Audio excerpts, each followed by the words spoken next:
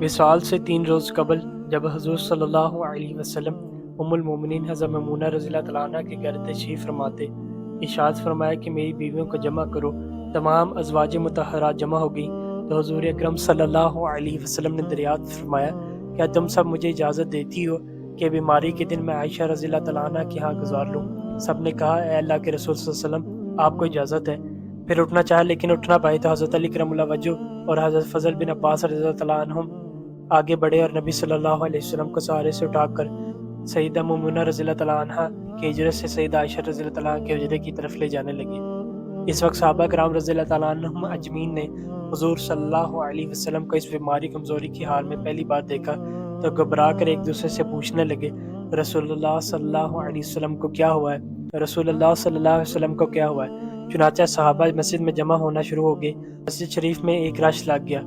حضرت صلی اللہ علیہ وسلم کا پسینہ شدت سے بہہ رہا تھا۔ حضرت عائشہ رضی اللہ تعالیٰ عنہ فرماتی ہیں کہ میں نے اپنی زندگی میں کسی کا اتنا پسینہ بہتے نہیں دیکھا، اور فرماتی ہیں میں رسول اللہ صلی اللہ علیہ وسلم کے دست مبارک کو پکڑتی اور اسی کو چہرے اقدس پہ پھیرتی، کیونکہ نبی علیہ الصلوۃ والسلام کا ہاتھ میرے ہاتھ سے کہیں زیادہ محترم اور پاکیزہ تھا۔ مزید فرماتی ہیں کہ حبیب خدا علیہ الصلوۃ والسلام و تسلیم سے بس یہی ورد سنائی دے رہا تھا کہ لا الہ الا اللہ، بے شک موت کی بھی اپنی سختیاں ہیں۔ اسی اثناء میں مسجد کے اندر حضرت صلی اللہ علیہ وسلم کے بارے میں خوف کی وجہ سے لوگوں کا شور بڑھنے لگا۔ نبی علیہ السلام نے دریافت فرمایا، یہ کیسی آوازیں ہیں؟ عرض کیا گیا، اے اللہ کے رسول، یہ لوگ آپ کی حالت سے خوف زدہ ہیں۔ ارشاد فرمایا کہ مجھے ان کے پاس لے چلو۔ پھر اٹھنے کا ارادہ فرمایا لیکن اٹھ نہ سکے تو آپ علیہ الصلوۃ والسلام پر 7 مشکیزیں پانی کے بہائے گئے۔ تب کہیں جا کے کچھ افاقہ ہوا تو سارے سے اٹھ کر ممبر پر لایا گیا۔ یہ رسول اللہ صلی اللہ علیہ وسلم کا آخری خطبہ تھا اور آپ علیہ السلام کے آخری کلمات تھے۔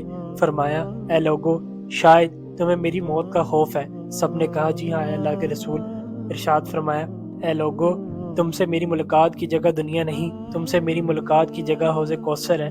خدا کی قسم، گویا کہ میں یہیں سے اسے حوض کوثر کو دیکھ رہا ہوں۔ اے لوگو، مجھے تم پر تنگدستی کا خوف نہیں، بلکہ مجھے تو تم پر دنیا کی فراوانی کا خوف ہے کہ تم اس معاملے میں ایک دوسرے سے مقابلے میں لگ جاؤ، جیسا کہ تم سے پہلے پچھلی امتوں والے لگ گئے، اور یہ دنیا تمہیں بھی ہلاک کر دے جیسا کہ انہیں ہلاک کر دیا۔ پھر مزید ارشاد فرمایا، اے لوگو، نماز کے معاملے میں اللہ سے ڈرو، اللہ سے ڈرو، نماز کے معاملے میں اللہ سے ڈرو، اللہ سے ڈرو، یعنی عہد کرو کہ نماز کی پابندی کرو گے، اور یہی بات بار بار دہراتے رہے۔ پھر فرمایا، اے لوگو، عورتوں کے معاملے میں اللہ سے ڈرو، عورتوں کے معاملے میں اللہ سے ڈرو، میں تمہیں عورتوں سے نیک سلوک کی وصیت کرتا ہوں۔ مزید فرمایا، اے لوگو، ایک بندے کو اللہ نے اختیار دیا کہ دنیا کو چن لے یا اسے چن لے جو اللہ کے پاس ہے، تو اس نے اسے پسند کیا جو اللہ کے پاس ہے۔ اس جملے سے حضور صلی اللہ علیہ وسلم کا مقصد کوئی نہ سمجھا، حالانکہ ان کی اپنی ذات مراد تھی، جبکہ حضرت ابوبکر صدیق رضی اللہ تعالیٰ عنہ وہ تنہا شخص تھے جو اس جملے کو سمجھے اور زاروں کی طرح رونے لگے اور بلند آواز سے گریہ کرتے ہوئے اٹھ کھڑے ہوئے اور نبی علیہ السلام کی بات قطع کر کے پکارنے لگے، ہمارے باپ دادا آپ پر قربان، ہماری مائیں آپ پر قربان، ہمارے بچے آپ پر قربان، ہمارے مال و دولت آپ پر قربان۔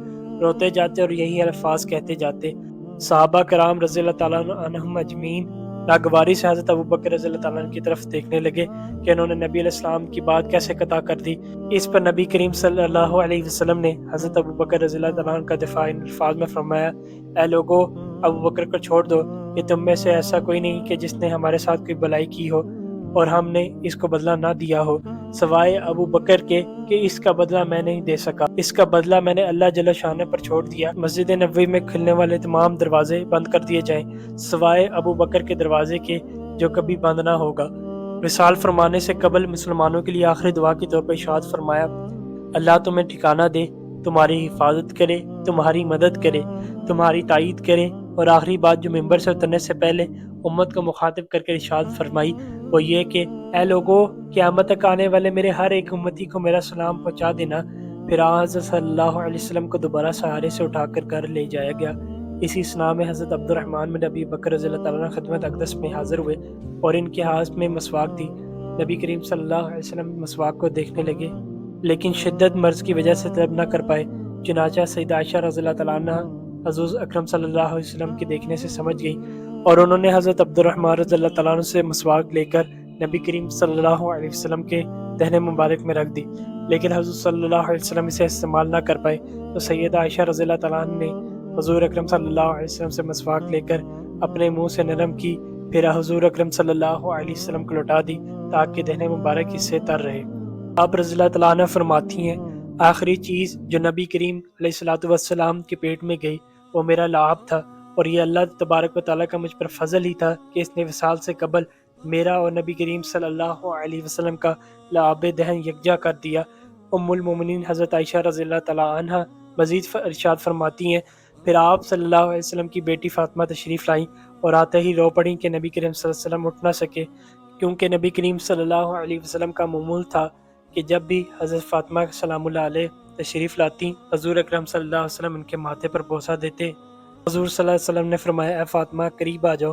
پھر حضور صلی اللہ علیہ وسلم نے ان کے کان میں کوئی بات کہی تو حضرت فاطمہ سلام اللہ علیہ اور زیادہ رونے لگی۔